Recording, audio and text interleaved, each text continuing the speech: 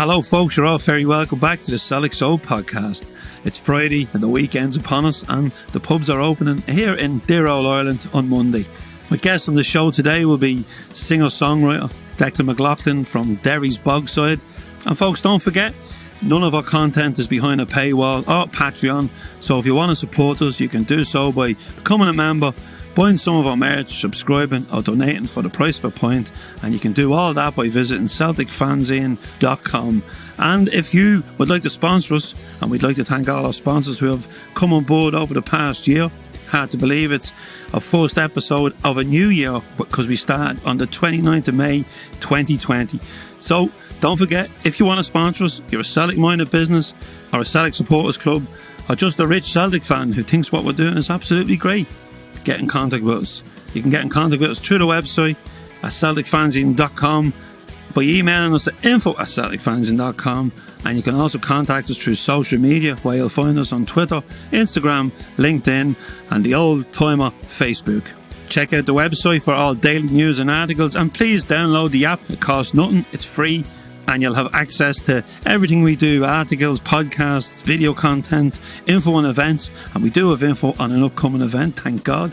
Delighted to announce that we'll be back on stage down in the Rue Glen Hotel as guests of the Portlarg CSC on November the 13th. So we're really looking forward to that. It's International Weekend, I believe, and I'll be joined on stage that night by the Hun Scalper himself, Alan Thompson, and the Holy Goalie, John Fallon. And the entertainment looks great for that night. Fergus from Celtic Storm will be on stage, and so will McLauglin. So really, really looking forward to that. There's still tickets available. I think the hotel is booked out, but there are other hotels in the area. I know tickets are going fast, so I will put all the information on that event in the podcast description. And there's also an advert on our homepage on the website if you want to check that out. It's been a mad busy week. Issue 115 landed on the desk on Tuesday from the printers, so we've been busy getting that into envelopes, getting it out to everybody who bought a copy, and also out to our subscribers. And don't forget folks, if you do subscribe, we'll throw in a free t-shirt. And thanks again to everyone for the support. On our t-shirts, we've got 2 new designs coming in the next 2 weeks. We've also got some new merch, and we've a lovely new bucket hat to keep the sun off your face in the summer. As I said, we're really busy with the fanzine, but the YouTube channel has kicked off really well this week. I was saying last week that it was a kind of slow grower, but not anymore. We've had a lot of interest in it this week. We put out a good few talks from the terraces. At a time we thought we'd be taking it easy, having a quiet time after the season we just witnessed, but we had Matt McLaughrin from the Alternative View joining us. We had Eddie Toner, former Secretary of the Celtic Supporters Association, joining us to talk about the state of play at Celtic at the moment.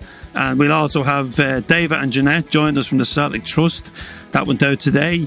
And we had Dan Orlowist, and I hope I pronounced that correctly, who writes for the Japan Times, and he brought us up to speed on the front runner for the manager's job at Celtic, Ange, as he's become known because we can't pronounce his second name, but I'll give it a go. Ange Postecoglou, I think, is the one that everyone's talking about at the moment. Who knows, but if you want to kind of get an insight into Ange, well then Dan's your man, and he'll bring it up to date on what he's won in Japan and where he brought the team from and where they are now and the style of football he plays. So it's very interesting. If you haven't listened to that, check it out. And everything we put on YouTube, don't worry, if you prefer to listen to your podcasts and audio, we'll stick them out on the podcast as well, which is available across all platforms.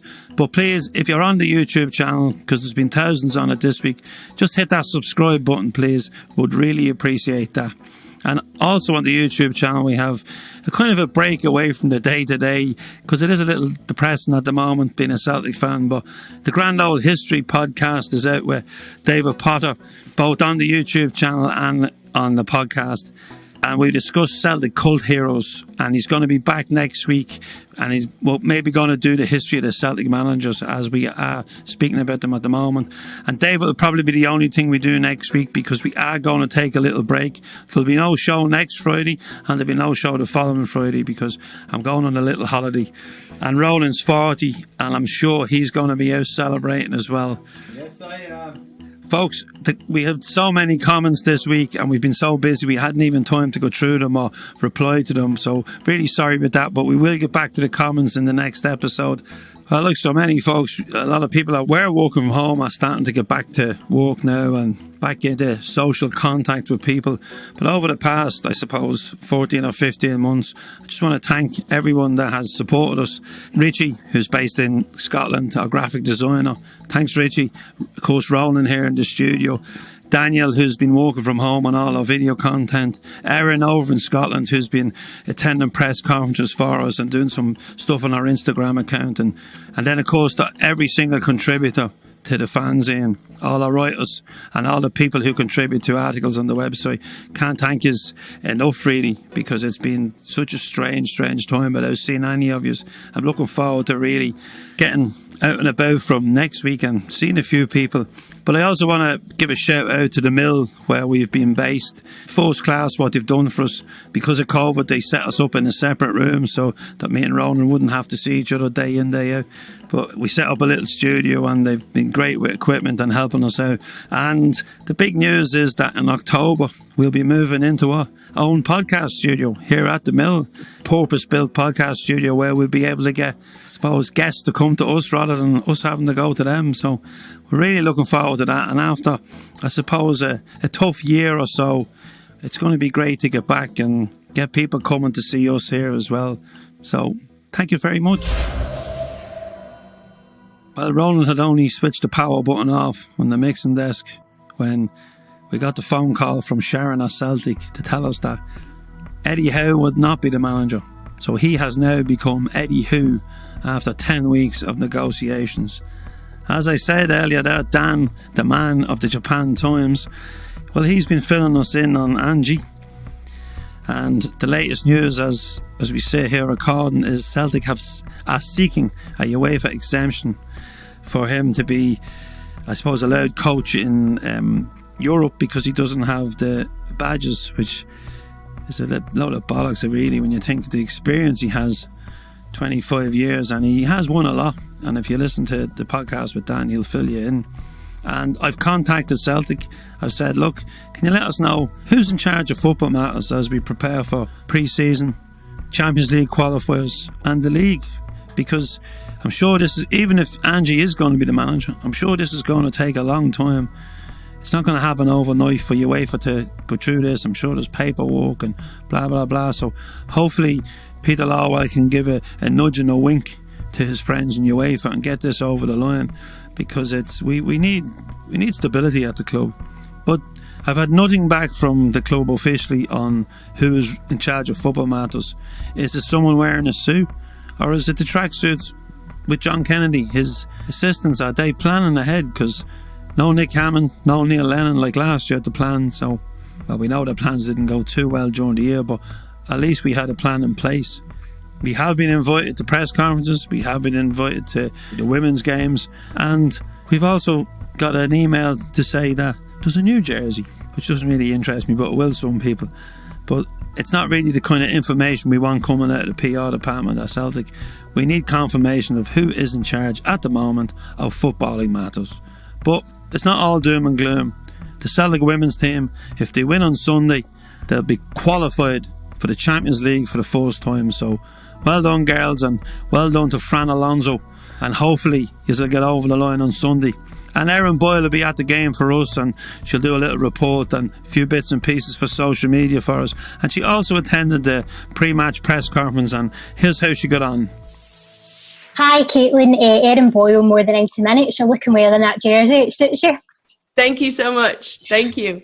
A massive 3 points at K Park last weekend and on the brink of history. If you make it to the Champions League, what would that mean to you as a player, and how has it impacted the atmosphere at training?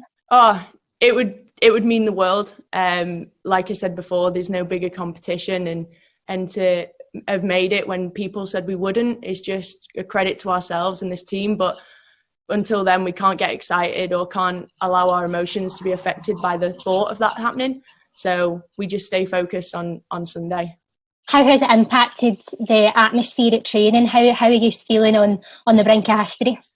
You know, we just keep the same momentum and the same philosophy and stick to what we've been doing every game, every training session, which is to just turn up, do our best for each other, for our coaching staff, for the badge, and we just keep the same momentum and the same habitual routines.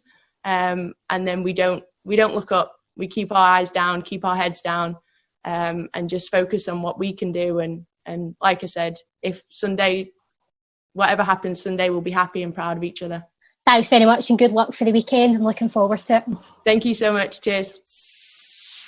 Hi, Fran. Erin Boyle, More Than 90 Minutes. How are you doing? Hi, Erin. I'm very good, thank you. How are you? Yeah, I'm good. I'm very well. Thank you very much. Just one from me. A stunning double-figure scoreline at K Park last weekend. How does coming off such a big win like that prepare you and fire the girls up for the next fixture? And in this case, one game away from that historical Champions League spot, it must give you a real boost. Yeah, it was at the beginning of the game. To be fair, it was similar that I'm telling you now. I was telling the girls. We told 3 points. We need the 3 points. We did it. We failed to take 3 points against them last time we played them here. If we think about Champions League, about League or whatever, our focus is not going to be where we want it to be. So we focus on be aggressive and try to be. Obviously, I think we were clinical where we have to be. Although both of their goalkeepers, they have a great performance. But obviously, when we went to halftime 5-0, then it's the first time when we say at halftime, I said to the girls, look, there is a difference of 4 goals against Glasgow City. What do you want to do? And then obviously everyone saw, let's try to. And then we put the scenario where we were losing 4-0 and we have to try to win the game. And that's why when we scored a goal, you saw players taking the ball from the back of the net and sprinting to put it in the halfway line. And it wasn't anything to do with being disrespectful towards the opponent, not at all. It was to do with obviously we want to be in the best position to put pressure to the team that is ahead of us, and obviously I think as a Celtic player or as a Celtic member of staff, you always have to do your very best, and you always have to be ambitious and try to when you score a goal, try to fight to try to score the next one. So, but yeah, after the game, delighted that the team that we failed to win last time we played there, we scored 10-0 when it mattered the most, because that put us in a very good position this week, and also that add extra pressure to the other teams. Absolutely. Thanks very much. It's a pleasure, and all the best for Sunday. We're all rooting you on. Thank you very much. Appreciate it. Thank you. Declan McLaughlin is a singer-songwriter from Derry, a resident of the Bogside. Declan has toured the world from Libya to Luton and from his hometown of Derry throughout Ireland and all around the States when he was living over there for a good number of years and touring with his bands. Hi Declan, you're very welcome to the Celtic Soul Podcast. It's been a difficult year for those of us who work in the event, music and arts business, with COVID-19 shutting down gigs and events for over a year now. But with the vaccine now in play, are you optimistic about getting back gigging soon? Yes. I hope, I think like everybody, we want this thing to kind of pass, or we need to get past it, physically, mentally, economically, socially, just to kind of get some kind of, social contact again back with people. I hope it's like the music industry or the entertainment industry, I think, has taken it pretty bad. But as far as writing and stuff like that goes, I have just kept writing, kept recording, kind of give me a bit of space where I didn't have to worry about going out the. See, I have a wee job, so I'm not feeding myself through my music. Thank God, or I'd be a lot funner. You'd be hungry. Oh, so I'm trying to use the time constructively. That's what I'm trying to say. Yeah, I work in the events game and a DJ as well. And even when we get back, okay, you might get a couple of gigs DJing, but if for us to run an event, we have to plan it, we have to book it. The venue has to give us a guarantee. We have to pay the venue. Then we have to get our artist, be it for a spoken word or a musical gig or a festival or whatever we're doing. So you're talking 12 months down the road, and that's the kind of scary thing. But I agree with you about what you're saying. You could write, and up until this, I was getting the fanzine out once a month, doing some live stuff, doing a bit with keeping the website going. But since the lockdown, I've nothing else to do, only website, we started the podcast, we started a YouTube channel, and it's been very positive. And it's positive for the mind, Declan, because I think I would have struggled without having something to do, because we're not meant to be, locked down. We're physical creatures. We're creatures who like to meet, and I love a pint, but I love the social aspect of the pub. Yes. I never would have been really someone to sit at home and drink, but on a Saturday night, I go to the office, I get me a couple of cans, and I have a Facebook disco with myself. It's not something I'm not into watching box sets, and it's just getting out. I'm missing the football shocking as well. So for you as a gigging musician, you've brought 3 albums out in this time, Declan, and in a short space of time, when you think of it, 3 albums come out. But when I had Paul Heaton on the podcast, Paul brought an album out, but he hasn't toured it yet. So you now have 3 albums to tour. How is that going to work? I'm going to be buzzing. Well, the reason why that came about was I had an album that I had recorded just through last year, which was The Path of Most Resistance. And I put that out when the fucking pandemic hit. So I was kind of sitting, and I had the time that I would have allocated for, going out to tour and going out to push the record. And I would usually go to the States for maybe 2 months, all of that time, and then I had free. So what I started doing was looking at the stuff that I had recorded before that I had never ever put out, or I had only ever, some of the stuff would be on demos and stuff like that. So I got some of it remastered, remixed, and I got a couple of pound off the Arts Council here. So I decided I would put out those 2 albums. It's not like I recorded them last week. They were recorded over the last probably 5 years, but I had them sitting there and they were doing nothing. So I thought, right, here's, I've been thinking about this for a while. So I thought I'll put them out, and I'm quite happy with it. Like, they don't go, I have had them on sale here locally with a couple of shops in Derry just to give them a kind of chance. And then now this weekend, they're going to be out you'll be able to buy them on their web.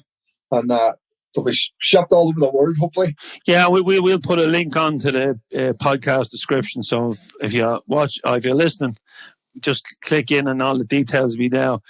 Now, you mentioned you were kept busy with the albums, and thank you very much for The Path of Most Resistance. We played a couple of songs on the podcast, and they've been very, very well received.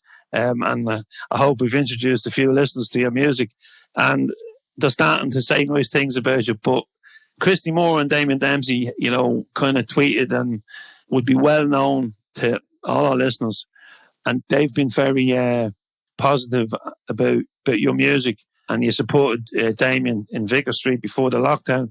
So tell us a little about that release. You said you can't go out on the road to promote it, but you will be able to now. See the other 2 albums, right? Tell us a little bit that. I still think that's the new album, but the 2 albums that you've just released, some of that stuff you're saying is 5 years ago. So is it still relative now? Or were you listening going, how does that work? Well, maybe I'll kind of give you a rundown. I don't know, maybe if people know something about the kind of musical background. My father was a musician. He played in the kind of show bands. He was in a band called Leroy Brown. And my mother was a singer. So I kind of grew up in a working class house where my father performing was the main source of income in the house. We were working class. So I kind of grew up surrounded with music. And then as a teenager, started playing in bands. And then maybe around my kind of late teens, like after the hunger strikes, I started to realise that there was stuff going on around me that I was in my early teens then. And by about 1985, 1986, things here had deteriorated that bad that I was kind of surrounded with it. And what happened was my music, as I was kind of learning and playing music, I started writing about the stuff that was going on around me. So I became involved with a fella called Paddy Nash, and we started a band called the Screaming Bum Lads. Would have been the late 80s we started playing. But we just started writing about the stuff that was going on around us at the time. And although we kind of knew all the kind of rebel songs and all that kind of stuff, the kind of rebel songs that we knew, it was Boys of the Old Brigade and the kind of the Wolf Tones and all that stuff. So we started writing, like I say, about fucking glue snuffing or the army raiding your house and stuff like that. And the reaction to it was kind of positive, because I think for a lot of other people growing up here in the town, we were singing about stuff that they could relate to as well, you know, about the dole and box clerks, and like I have a song called Fine Day that people kind of say it's the unofficial anthem of the town, but it's about taking drugs and signing on. So then after the Screaming Bun Lads, kind of by the 90s, you know, things had changed. Musically, we had got a lot better. The Screaming Bun Lads, you know, for people who understand or out of this community wouldn't understand the kind of reference to the Bun Lads, but outside of Derry and parts of Belfast, people wouldn't have got it. So we kind of changed the lineup a wee bit and changed.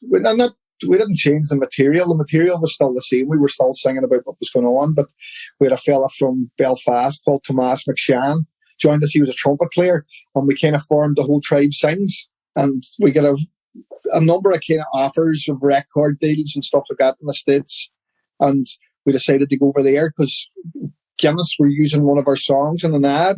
So we went over and spent the guts of maybe 4 years touring around America.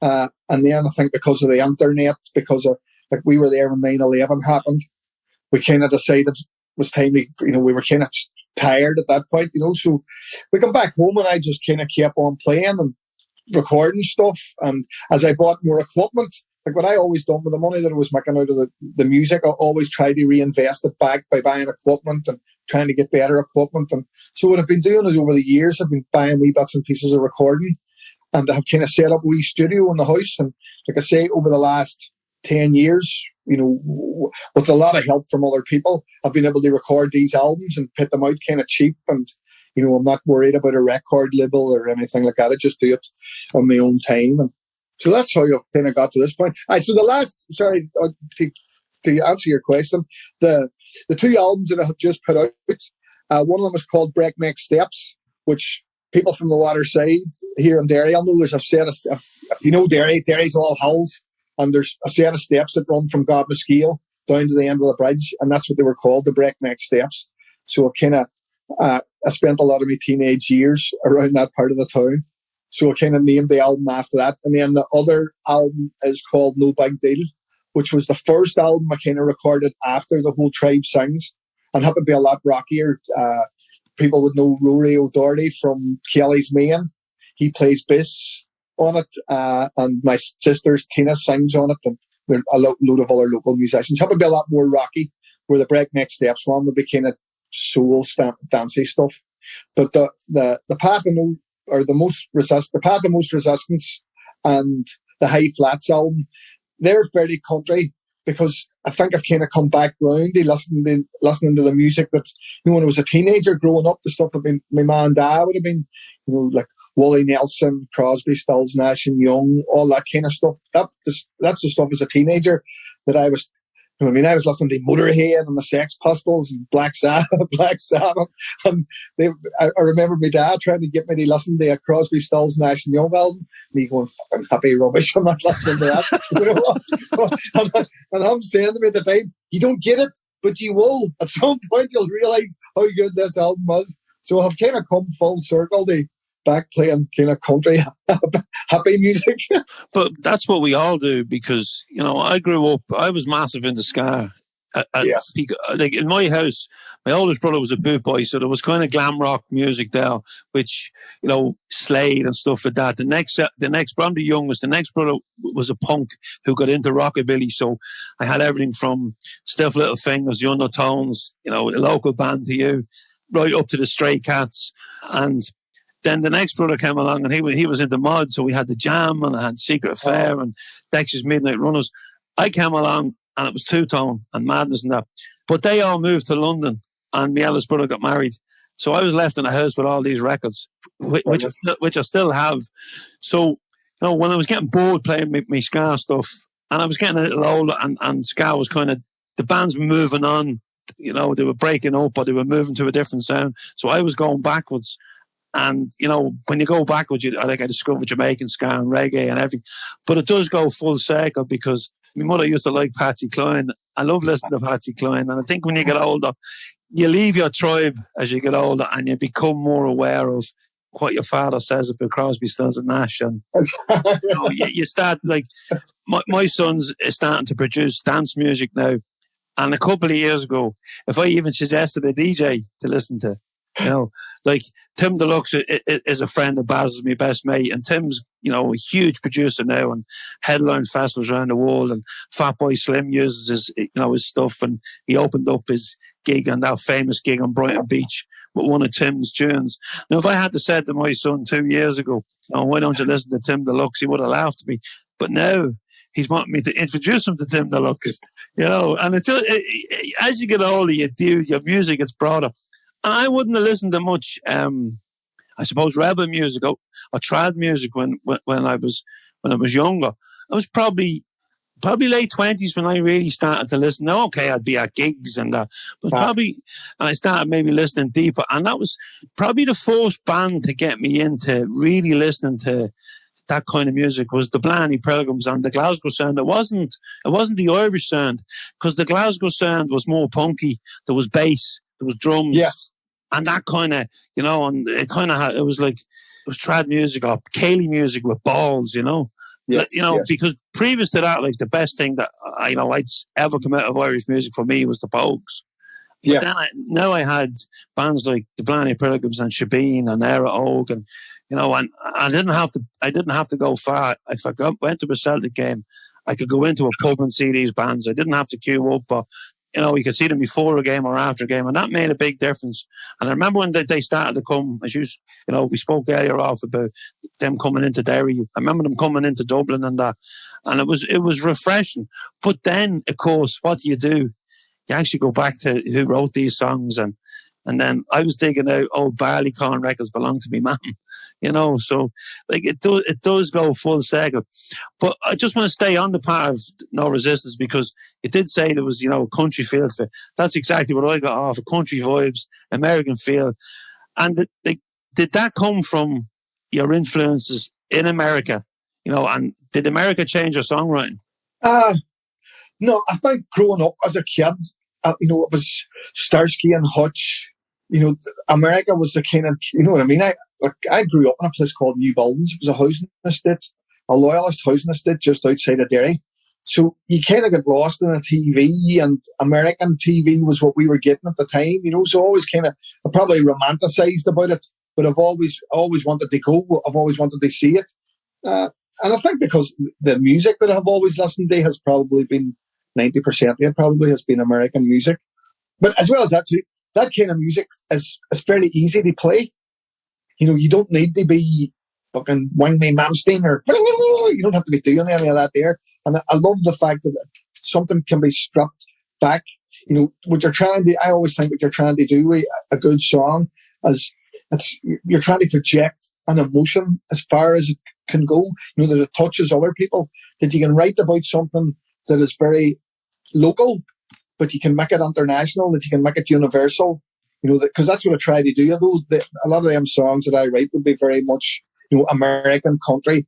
What I'm trying, a lot of it is I'm trying to write about Derry. I'm trying to put some kind of connection to what I have here. You know? Yeah, now when you say, you know, Derry, when you peel back the lyrics, they're kind of universal, because everywhere has, I suppose, you sing about drink, you sing about drugs, you sing about what's going on around you, as you said earlier. But you can really see it in that album. And in the previous album, we played out one of the songs, "Freedom's Not a T-Shirt," which has become kind of, it was a favourite around the office here, because Roland's a musician, and I came in one day and I can hear him. I go, and when he put when you sent him the MP3 and he put it on the end of the podcast, it was kind of playing along with him, you know. And like we play out with a song every week, and generally he doesn't. Now he when we played out with Billy Bragg, he said, "Oh, I'm going to learn that as well," you know. But when I go onto YouTube to look at that, that song, and because it's on my Facebook Saturday Night Disco, which I share some Saturday nights, but you do acting in the lockdown for company. But Declan, like it's just, well, where does it description? It just says, you know, freedom's not a t-shirt, and you kind of say it's for people wearing Che Guevara t-shirts that are made in sweatshops, and it really got me thinking. And just tell us a little about that song, will you? Well, the song, kind of come out of, I don't know, people of a certain age might remember this is a load of years ago, and there was one of those fucking, shabbily made factories, and some kind of shanty town, and the fucking factory had collapsed, and there was hundreds of women fucking just killed, because of, bad building regulation and no health and safety and all that. And I remember watching it and going, that was my mother 30 years ago, working on the shirt factories here in Derry, with the same, that's for certain people, life doesn't move on. We in the West, we live off the backs of these people in the poor countries, and like I say, 30 years before, it was my ma that was in a sweatshop here in Derry, putting shirts together for Wranglers or for Lee or for there was jeans factories and stuff like that. And what they had done was that level of poverty had just moved to another country. And I thought to myself, here we are, we're wearing, we want the best of fucking cheap clothes and we call ourselves revolutionaries. And, so it's a wee bit about that and about it as about the kind of people that see protest. There's more to politics than just protest. There's, fucking people dying at borders. There's, just because you march around the town with a placard, doesn't get you off the hook for what needs to be done. So it's just about accountability and politics and stuff like that. So you obviously angry when you're for this time of the morning. No, we won't put it out till 5 o'clock. So yeah, you're obviously angry at that time, and that takes me back to Derry, because when I think of Derry, we think of the famous wall, we think of Martin McGuinness, we think of the undertones, we think of the troubles or the war or the conflict or whatever people we think about, Bloody Sunday. It's there's so much goes round your head when you think about Derry. And you were born there in 1969, and as I said, a city at war. Yes. Can you tell us a little bit about growing up in the sea and when you first became aware that you weren't living in a normal society? Right, well, to kind of give you again, my mother and my father was from Craigan, and my mother was from Ardmore, which is just outside of the city, which then was the country. My ma didn't really want to move because when I was born, it was just exactly at the start of the Troubles. My dad used to joke, he used to call me a barbed wire baby, because all the kids that were born in 1969, that was a kind of term for us, barbed wire babies. And so we ended up moving out to a place. There was a number of these kind of, because of the housing issues, a number of kind of these like housing projects were built out around the edges of Derry. There was new buildings, Strathfoyle, Lettershandoney, and what they were doing was they were trying to alleviate the housing problem in the city. So they were moving kind of Catholics out into these predominantly Protestant areas. They were mixing the housing estates, 60% Protestant, 40% Catholic, just so that they could try and play with the numbers again. It was a form of gerrymandering. So we ended up living in new buildings, which was a huge, some of you may know of it. It was a large Protestant housing estate. But for a large part of it, it was cool, you know what I mean? Through the 70s and stuff, I didn't really understand, I was just a kid. But I remember the whole thing about religion becoming more and more, people saying, other kids that are with you around, talking about, me being a Catholic and me trying to figure out what was the difference. But then as we got to the kind of the early 80s, the first hunger strike, then the second hunger strike, then, I was 13, 14. And at that age, you kind of realised, because the tension at that point had got the boiling point, because, like I say, we were living in a predominantly loyalist housing estate. So I would have been sent to Craigan up to my Aunt Anne's to stay when there was trouble. So it was safer in the heart of Craigan than it was in New Buildings. So just kind of, you see the army, because I grew up surrounded with helicopters and soldiers stopping cars, it became so normal. And then by the time I got to secondary school, Paul Wooders was a friend of mine, he was killed. My aunt was killed. I had a cousin, John Stars, who was killed. So it was just kind of normal stuff that you had the relatives in jail. So it was only when I became older that I realised how abnormal all of that was. But I suppose in the middle of it all, it kind of politicised you, and you were seeing it up close. That the army, the helicopters, the injustices that was going on. People were being killed on a regular basis. People within inside of this community, we knew that the police and the paramilitaries were working together to kill people. But when you says that outside of this community, people looked at you like if you were, you know, a conspiracy theorist or something like that, you know, when we knew it was going on. So that growing up kind of became involved in the movement in the kind of 90s, late 80s, 90s, just selling newspapers, collecting PDF. And then the kind of Bloody Sunday Justice campaign began, and I kind of got tore under that. So I've kind of been part of the Republican community in Derry since I was a teenager. But like I said, then in '85, when we had to move out of Newbuildings because the Anglo-Irish agreement was signed and things got bad again. So I moved from Newbuildings on the Bogside, and I've been here since. And did you move with your family? Yes, we had to move out things. Like I say, like at that point, I knew that there was stuff happening, but we kind of lived outside of the town. I didn't really understand what was going on. And then they started targeting, you know, the few Catholic families that were in that area. Up and down all over the north, Catholic families were being attacked. And I'm not too sure if it happened the other way around, because I don't think the Catholic population was cared that much about it. But we ended up having to move. The house was attacked a number of times. And I think at the time it was one of the biggest civilian population movements since the Second World War, because it happened right across the north. And did it make you feel bitter?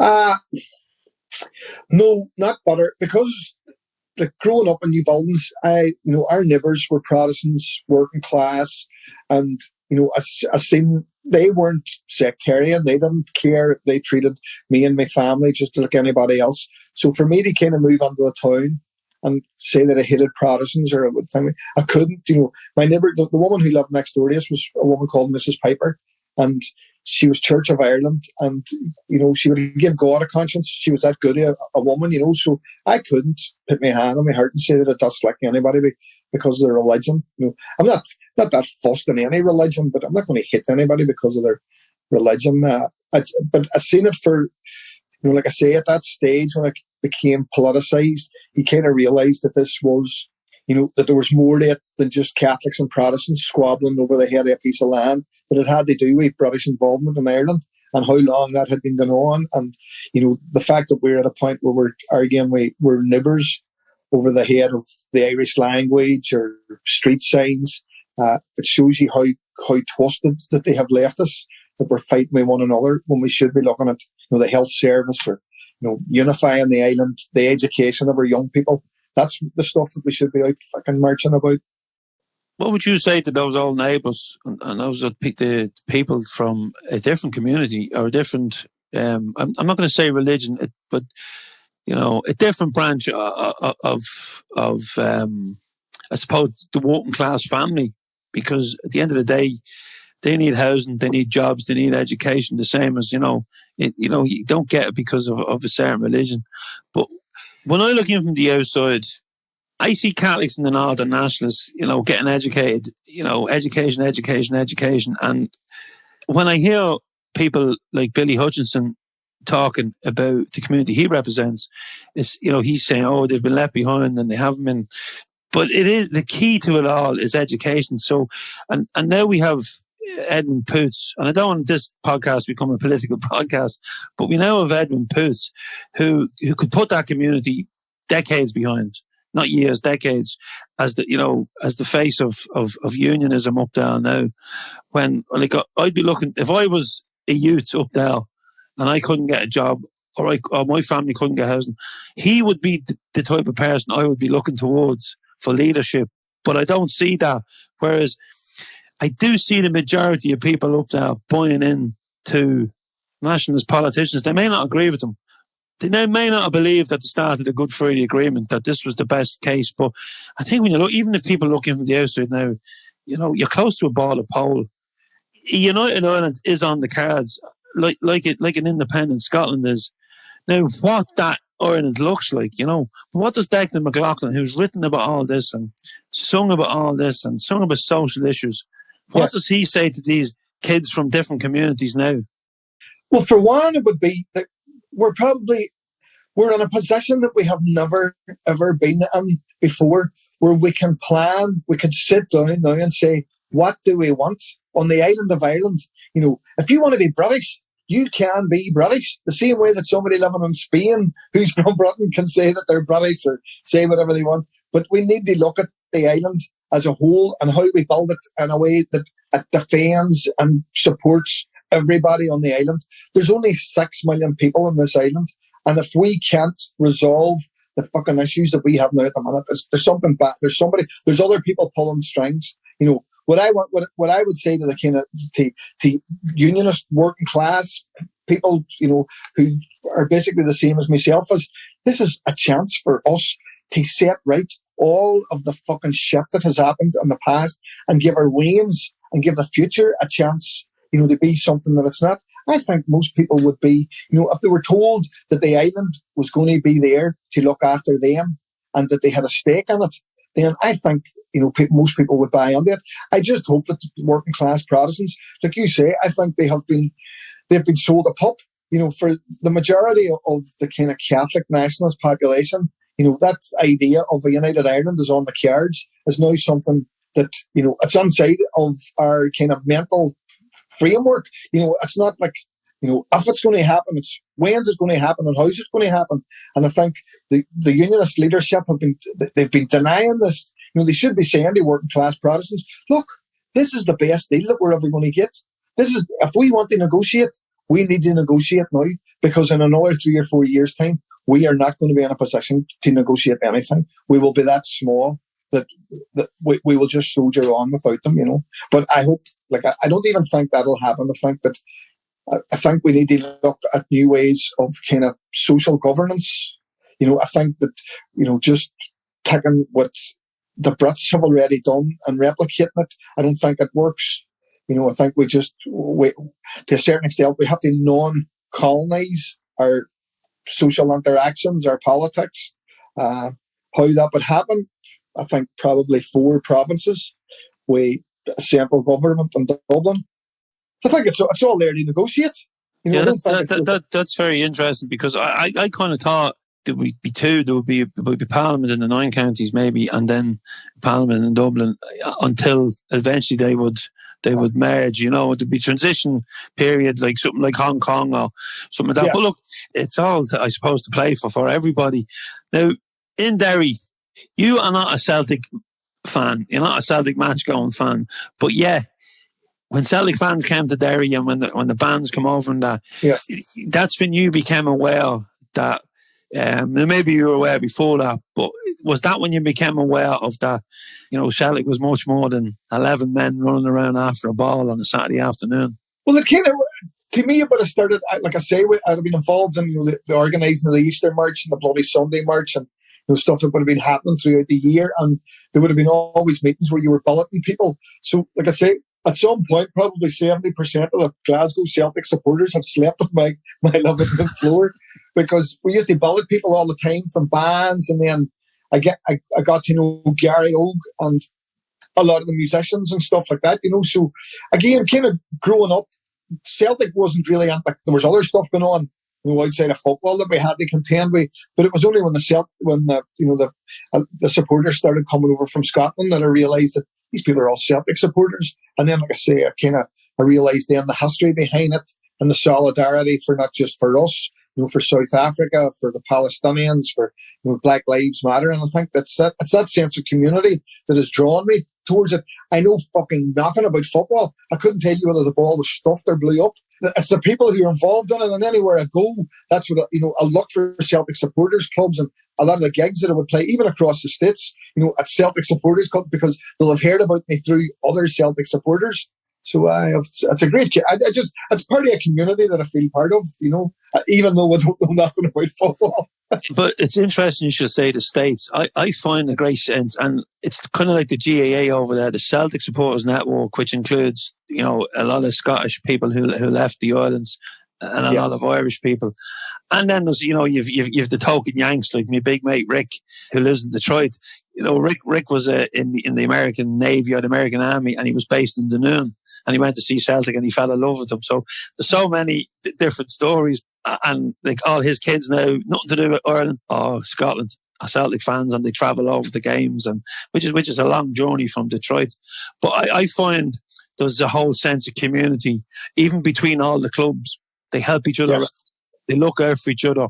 When you go to the convention in Las Vegas, and I know it's now just thousands of people, but you'll see the organisers of each club having their AGM and putting plans in place for getting games beamed in or fundraising or whatever you do. So I would imagine that, like over there, that if you live in a town or a city that has a supporters club, you're kind of drawn to it because it's kind of an extension of your Irishness, because as Hugo said last week on the podcast, you feel more Irish when you're actually living abroad than you do. Yes, you're more conscious of it. As well as that too, it's because the whole Celtic thing is there's a left wing, there's a political element to it that you don't get with the AOH, that you don't get with a lot of those other kind of Irish organisations. People who are part of a Celtic supporters club in Boston are there, because they're Republicans, because they believe something bigger than just the football thing. And I think that's a very important part of it. It is to me, anyway.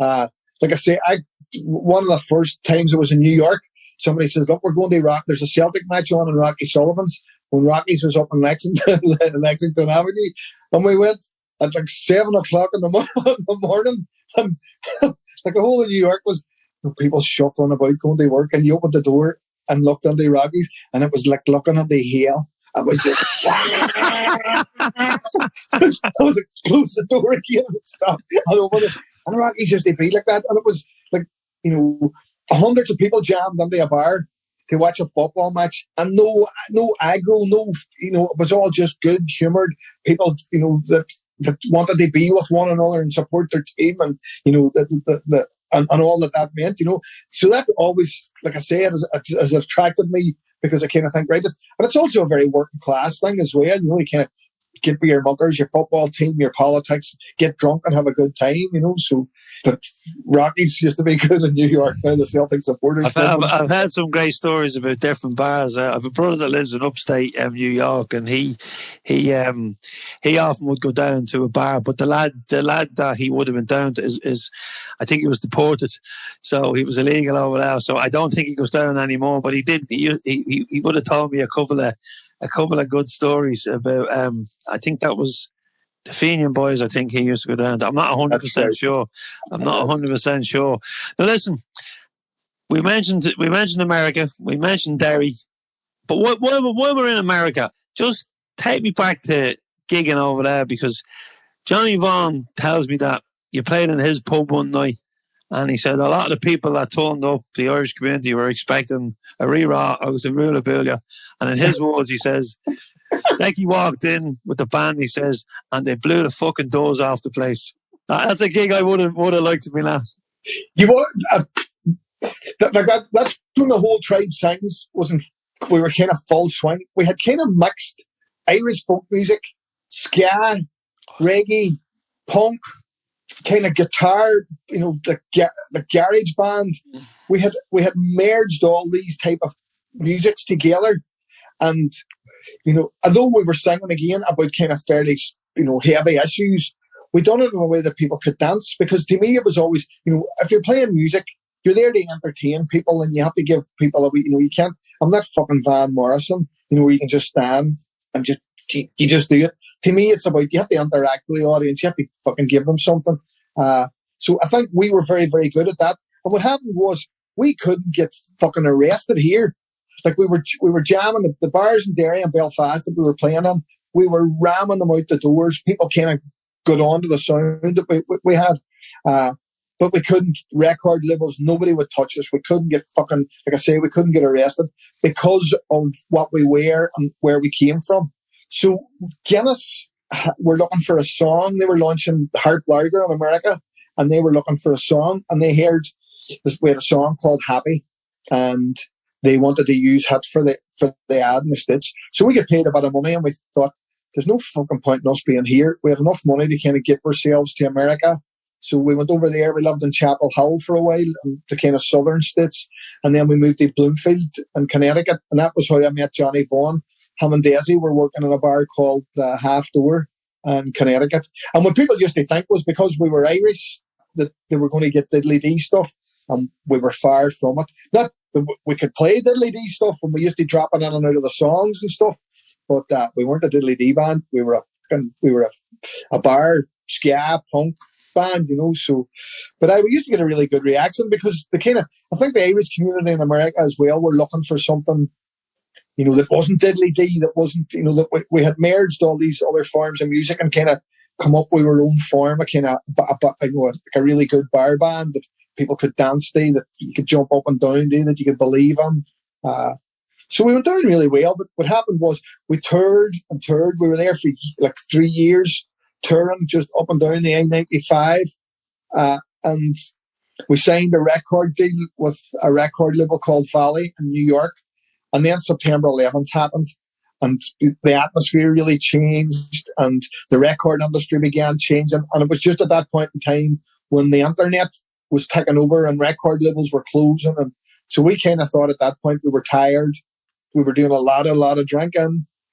We decided to kind of knock it in the head. So the kind of band broke up, and I stayed on for a while and then moved back to Derry again, but still kept performing and going back out.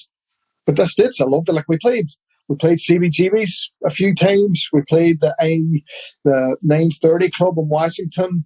We played the Kennedy Center in Washington. We played all the kind of big venues up and down. CBGB's, that must have been some buzz. Oh Jesus, that of all the places that I have ever played, that was after we played in CBGB's. I thought to myself, I can give up now and fucking die happy. And the thing about it was we played there one night and we were on early in the bill. They used to have like 5-6 bands on, so we were on really early. And the guy who owned the place, he's seen us playing and he says, "Do you want to play tomorrow night? I'll give you a better slot. You can move, I'll put you on second last." So we were doing nothing the next night. So he says, "Aye, okay," So the next night we went down and there was us, there was like a heavy metal band called, they're really big now at the minute, but there was them, and they had to change around their slot because they were playing somewhere else. So they says to us, "Look, can we swap? We'll go on second, just go on last." So he says, "Aye, no bother at all." So we had been Derry fellas, we helped them on with their gear and off their gear, and they were like, "This is fucking incredible." They're going, "No other bands ever, none of the bands would ever help you around here, just give us a hand." So they hung about and watched this. So that was good to get playing CBGB's, and the Kennedy Center was really good as well. So there's a whole pile of places that we played on. And when I think of that CBGB's, I think of Blondie, and I think of the Ramones. That's the two that kind of stick out. And just off track, did the Undertones ever play there? I think they did. I think they went out and done a tour with a Clash in the States during the late 70s, and I think they played CBGB's. Oh, that would have been a good night. The Clash. I must check. I know John. I must ask John, has he ever played it? But hey, talk about a dirty hole. Jesus Christ Almighty! It looked like somebody had fucking broken in and tried to destroy the place. But just to stand on that stage, where like, you know what I mean? Everybody has played it. And like everywhere you go, there's always an iconic music venue, and sometimes they're closed. I used to go to a pub for festivals, for Ska Festival in London, called it Sir George Roby. It's closed now. It's a hotel. They knocked it down and built a hotel, I think, which is a shame because that was a brilliant gig. But thankfully, Glasgow still has King Tut's and London still has the 100 Club. And I always make it my business when I go anywhere to go to these venues, and sometimes you go and the band is crap, like it's not what you're into, but if you can get a band that's half decent or a band you've never heard of. I remember going to see a band called Parker in King Tut's one night, and they were meant to be the next big thing, and it was sold out, a Glasgow band, and a mate of mine was a music journalist at the time, and he said, "Yeah, I'll get us on the guest list," and we went along, and I bought the CD, and I was playing it when I was gigging. I was telling everyone about this band. 6 months later, I said to Michael, "Whatever happened to that bag?" He says, "There was a row in the dressing room that night and the lead singer left." And every record label was there to see them, as a lot do in King Tut's. And he flipped the lid that night, the lead singer. That was it. That was the end. But that happens in music. Yep. Now, where are we? Yeah. So the States, and then coming home to Derry, you're still playing music. You're doing a solo thing now, but a bit different than what you were doing. And then, as you said, you're not relying on gigging to be paid because you have a day job. And you walk, am I right in saying that you walk with street drinkers? Yes. I work in a place called the House in the Wales. it's what's classed as a harm reduction unit, but when it really is as a kind of residential unit for, living quarters for street drinkers. So we kind of become a long-term living facility for people with alcohol and sometimes drug issues, But I've done that kind of work on and off. It's on the Bogside, so I've always been kind of involved in community work, and that was always, so that's what I do. It's a 25-bed unit, and what happens is the men are allowed to drink, and they're allowed to drink on the project. There's an area set aside for them, so it means that they're not out sitting on the street. They have an alcohol agreement in which they get so much alcohol per hour, maybe a can of beer, a can of cider. So it means then they can kind of maintain their drinking. And it means like they're not getting, hauled off to hospitals or arrested or, like I think Glasgow and Derry understand that we have an issue with alcohol. I think more so than any other drug. And if we don't start dealing with it in some kind of positive way, we're just going to continue to create more and more of it. That's what it is. Yeah, there's one on the way if you're walking up from the Gallagate in Glasgow. There's one. This is the Belgrove Hotel. It's an old hotel, and it's obviously, but it's kind of like it's so sad, but it's funny because the lads are outside begging, and there's an off license right beside, and it's like something out of still game, and it's not funny, but you do smile when you see it, when you give one of them a couple of quid, and you know where he's going. I know there's characters involved in it is. But again, it's back to that issue of, addiction is a serious, mental health issue. And again, in kind of working class areas, it gets pushed out onto the streets, when, people are kind of ostracized because of it. And it's not, we wouldn't treat people with cancer the same way. People with addictions need to be helped. They need to be looked after. Sometimes they don't have the capabilities or the skills to look after themselves. And we do, as a society, have to kind of look after the weakest people that are there and the people who are sick and the people who need it. And I think it's important that we do. It's a reflection of the society in which we live in. And I think that's one of the reasons why I love Derry is because people in Derry are very, very supportive. Like we would have virtually no people sleeping on the streets at night or, like people are we kind of look after our own, not look after our own, but we kind of look out for people, which is a good thing. I think people here are very socially conscious. Yeah, we have a dry homeless aid shelter, but you can't go in if you're drinking or on drugs. Yeah. But there's a local councillor, Joanna Bourne. She's been, trying to get. There's an old priest's house here. The chapel is closed, and there's a big, huge house beside it. And she's been trying to get it turned into a wet hostel because there is people drinking on the streets, and we've had a couple of lads who've come in over recent years. A couple of maybe East European lads. I think they possibly could be from there. And one of them was a lovely man, and he was fed. A local shop used to feed him. Joe looked after him. But I walk my dog early every morning, and I would meet him most mornings because he'd be up early. I don't know. He was sleeping in a derelict house, and he would always stop and ask could he rub the dog. And his English was broken, but a nice guy. Obviously had nowhere to wash properly. But he died there a couple of months ago, and there was a fair play to the people in the town. There was a GoFundMe to get him, repatriated, and a few quid for his family and that. But the lovely, this is a lovely thing. This man would, people. He was a big, strong guy, and people would probably be afraid of him if they seen him. But he was the most gentlest with me. I have a big dog, and he was so gentle with him. And wouldn't it be great if he would have had a place to go? Because I think Joe was the only one looking after him in the shop. He probably done a few things with Joe around the yard or whatever.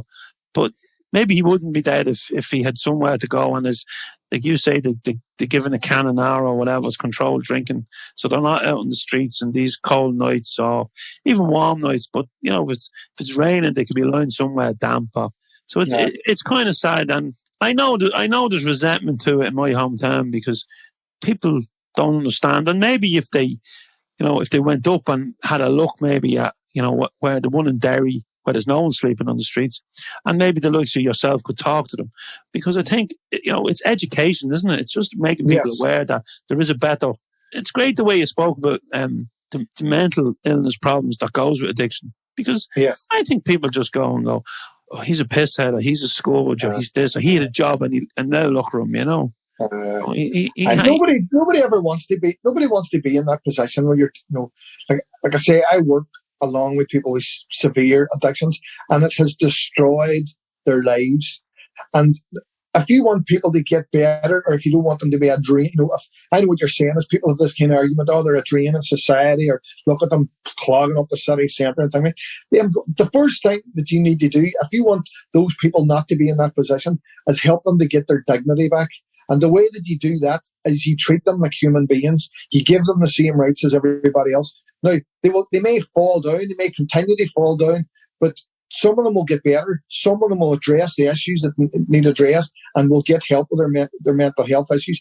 If we can't, as a people, you know, make sure that people have a roof over their head and, you know, the basics that should be afforded to every human being, you know, a roof over your head, somewhere to clean yourself, food and warmth. If we can't give that to everybody, there's something badly wrong. And see anybody that denies that to another human being, you're fucked up.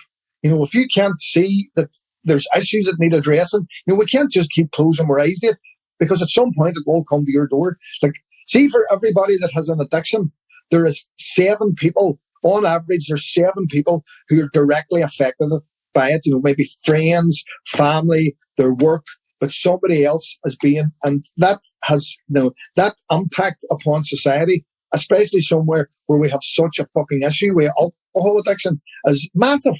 You know, can you imagine the amount of money, you know, like, what is 93% of the people in prisons are there because of crimes that were committed because of alcohol?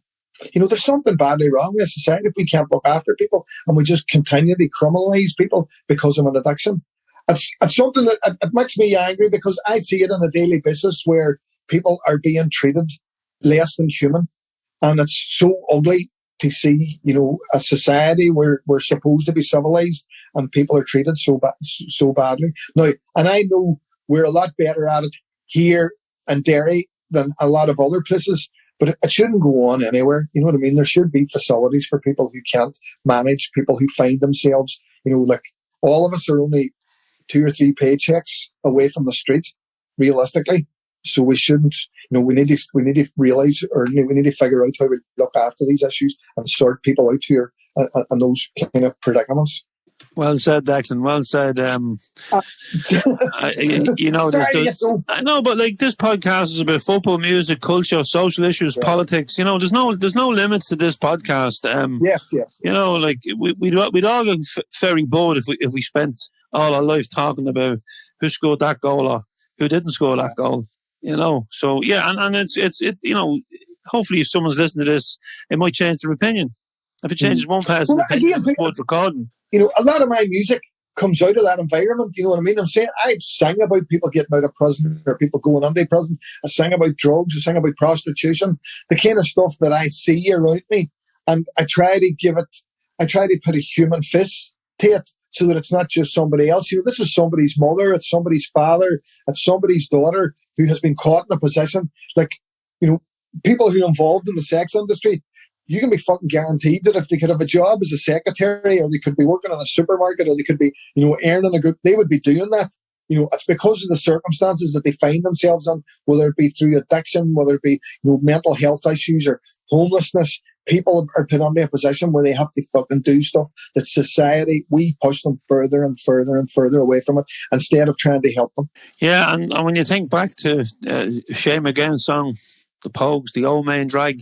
Yes. And you think about what Shane went through himself and the experience he went through. Should they queue up to shake Shane's hand now? But they wouldn't have when he was a teenager growing up in London, down in Soho. Oh, they would have gladly sent him to the fucking gallows. Yes. Gladly sent him to the gallows, the same way that they would do. And this is one, you know, people spend that much time. We're looking down the ways at the people who are further down the ladder from us, when we should be looking up the ways. You know, it's the people who are above us telling us that it's the people below us, that it's their fault. It's not their fucking fault. It's the people who we give the power to make the decisions that are supposed to, you know, these people are well paid. They take our tax. They fucking, you know, we live law and orderly lives, so that these people are supposed to govern and run the state. And they're not doing it. They're fucking filling their pockets full of money. And the more power they get, the more irresponsible they become with that power. Money corrupts. Money corrupts. Listen, Declan, before we finish up, I have a Celtic Soul time machine. Now, yes, a lot of people that have climbed in there have gone back to football games. A lot have gone back to gigs. Some have gone back to a few other bits and pieces. If I can take Declan back in my Celtic Soul machine to a moment in that musical career, will you take us back? But will you also take us back to a time in Derry that you realised that things were changing?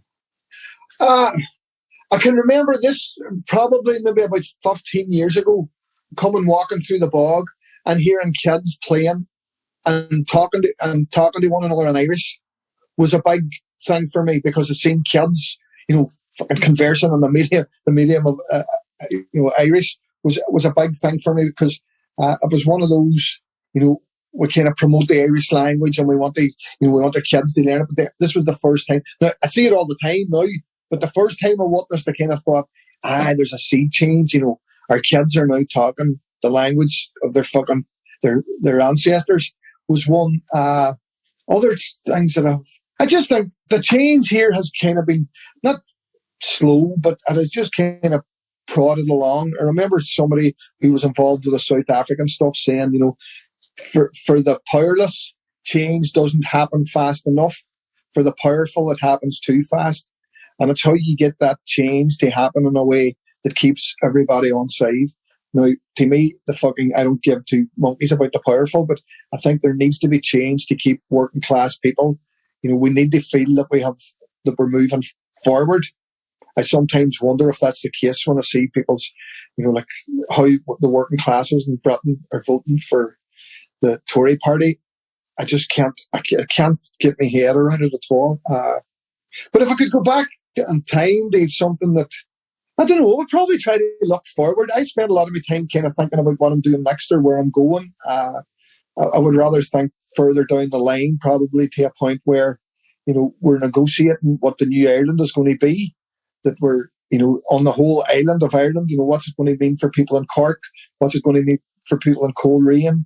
And I think of the working classes here in the 6 counties who are fairly politicised, if we could kind of negotiate something that, that people can be Irish, that they can be British, that, the island of Ireland has to move forward as one. So I kind of think that's where I would like to be. I want to be part of that discussion. Right. And listen, just stay in that time machine, okay?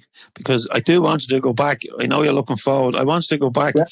And you've got your guitar, or maybe you have your band with you. If you go back to one of them gigs that you played and one song that you played anywhere in Derry or America, or, because we all have moments in our life where we go, wasn't that just magnificent? What would it be? Where would it be? Where would that gig be? We done the Millennium here in Derry, which to me was probably the best, not the best gig that we ever did, but the fact that we were headlining here and we're home city for the Millennium was a high point for us. And then where else? We were a good time band. People used to come to see us because it was, you could dance, you could drink, we could, and at that point in time when we were kind of on the crest of that wave, there was no, it was that point between the kind of war and the ceasefires had come on and the police weren't accepted, so there was no law and order, so bars could stay open, we could party, we could, there was, as a community, we were looking after ourselves. So there was, at that point in time, I think Derry, that's 94 up to 2002, probably was a great period of time. There was a lot of creativity about them as well, There was a lot of great bands in Derry. Did Luke Kelly play in the Bogside during the siege of the Bogside? No, they had the Fla here, and they had the Free Derry Fla in 1969, and Luke Kelly come up, the Clancy brothers come up, and there was a big festival here, which is, they have kept it going. They still have it every year. That's now the Gas Yard Wall Fella. Sounds amazing. Yes. In all the chaos, to hear the late great Luke Kelly perform, and the Clancy brothers, in your hometown and in your home area, you know, for those lucky enough to be at that, it must have been so surreal because what was going on around them. Yes. You know, well, Declan, it's been absolutely brilliant to get into your Celtic soul and to hear about Derry City that you obviously love. But we're looking forward to seeing you live. Hopefully you'll come to Drogheda and maybe Dublin. And the last time you were in Glasgow, I missed you. You played on the Thursday night and I didn't roll into the Friday morning. That's right. So hopefully we'll catch it because I know Hilly and Bill Kiley and a few of the boys they've been kind of bumming up your album. So and then new fans. So I know they're looking forward to seeing you. And would there be any chance of getting this band back together? Because, you know, when we come out of COVID, we'd be looking for something. We lost a year of our lives. Well, one of the guys lives in America. We're scattered all over the place. And everybody's kind of doing their own thing. Now, there's chat. Well, we'll see what happens. Never say never. Never say never. If there's the right amount of drugs and money, anything is possible. So it's very rock and roll. Okay, Deg, I'm just going to finish it with that. And listen, thanks a million. It's been a pleasure having you on. Thank you. It's been so insightful just to get inside Derry, really. I think you've brought the listeners into Derry, and I think you might get a few more tourists now coming up after hearing. Oh, please come, honestly, God, because I've played all over the world. Like, my music has given me the chance to kind of go everywhere. Like, I played in Libya, in France, South Africa, Australia, all over the States. And one of the things I have found is the people in Derry, the sense of community and their camaraderie and the way that they welcome people in. Like, I went down there's a wee bar here called the Celtic Bar. And you've probably been in it. And I went in there the other night for a pint. And there was a guy who wandered in from Belfast, just was looking for somewhere and he went looking for the Bogside Inn, had missed it and ended up in the Celtic. I was leaving it, fucking must have been 12:15, and the wee guy was blitzed. He fell in with a pile of people who he hadn't a clue who they were. They didn't know who he was, but all of a sudden they were all the best of friends. And that's the type of people that love going here. You know, they look out for people. They want to welcome people into it. So come visit us. You're an ambassador for the city. Thank you, Declan. Thank you very much for having me. And sure, look, and I'll get you the tracks for the new album sent out now this weekend. Brilliant. It was lovely to talk to Declan. I always wanted to get him on the podcast, and he's been a bit elusive, but it was great to get him on because we've had no problem getting some tracks from him for the podcast, and we've always had a great reaction to when he played us out at the show. So I hope you enjoyed that interview as much as I did. Very, very interesting, and a couple of names dropped there during as well. Damien Dempsey, Christy Moore, the Undertones, and the famous punk club, the CBGBs. Folks, I'm not going to bore you with all the details, but we do not put anything behind a paywall or a Patreon, so if you'd like to support us, please visit CelticFanzine.com where you can become a member, subscribe, buy or donate for the price of a pint. And if you donate this week, I will definitely enjoy the points because I couldn't for the last year or so. Only joking, folks. Thank you so much for your support, and if you can keep supporting us, we'd really appreciate that because, as I said, most of the content, with the exception of the fanzine, is free. Free for all to read, free for all to listen, and free for all to watch. Although, my mum always told me I have a face for radio. And as always, I have to thank the birthday boy himself, 40 years old, Roland McLaughlin, for producing the show. And he also sang us out a few times during the year. And I tell you one thing, I'm looking forward to getting back in the pub and seeing Roland doing a few gigs. And sure, I thanked everybody, I think, but just make sure. Daniel Faulkner, thank you so much for all the work this week on Celtic Fanzine TV. We put out quite a lot of content, and I know if there's annoying you at different times in the day and night, so thank you. Okay, folks, just a quick recap. Download the app, follow us on social media, Instagram, Facebook, LinkedIn and Twitter. Follow us for the podcast or hit the subscribe button depending on the platform you're on, and please hit that subscribe button on the YouTube channel. And if you're a business or Celtic Supporters Club and you would like to sponsor an episode of the podcast or become a sponsor across any of the platforms, please email us at info@celticfanzine.com. And as always, you can contact us through the website or message us on all those social media channels. So folks, enjoy that weekend. I cannot wait. I hope the weather keeps up. I'm looking out the window here and it is sunshine all the way. I have a little session with Daniel. YouTube man, on Sunday. He's celebrating his lovely girlfriend's 40th birthday, and Ronan will be celebrating with his lovely wife for his 40th birthday. But on Monday, I think we'll all be meeting up because guess what? You probably heard me over the last few months, but the pubs are back open. Hey! So Tip McCann, if you can do it in Newry, we can do it down here. So that's all I say, folks. Stay tuned, stay safe, keep the faith, and I am really, really looking forward to getting to see Declan McLaughlin in the flesh and sit down and enjoy one of his gigs. But in the meantime, sure, we have to play out with Declan. See you in a couple of weeks.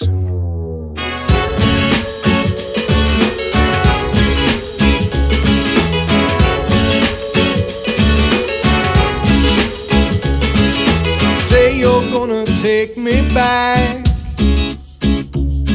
I think I'm going crazy.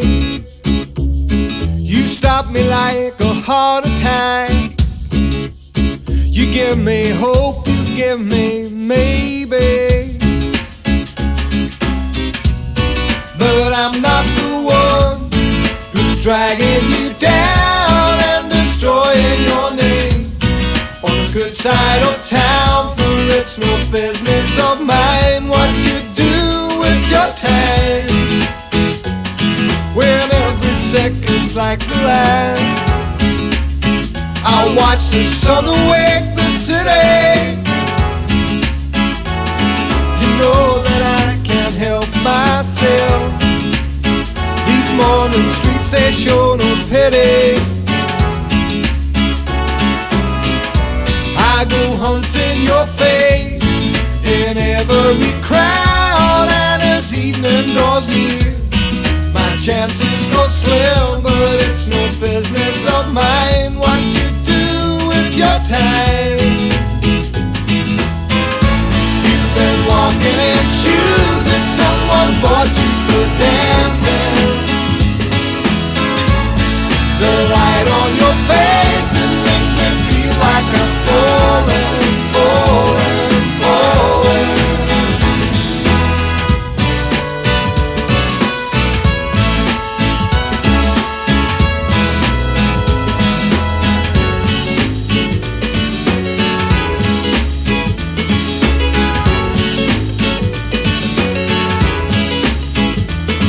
I thought I had it figured out. All the distance, all down. It's always the same. You scream and you shout about the things that you love. You know nothing about, but it's no business of mine what you do with your time.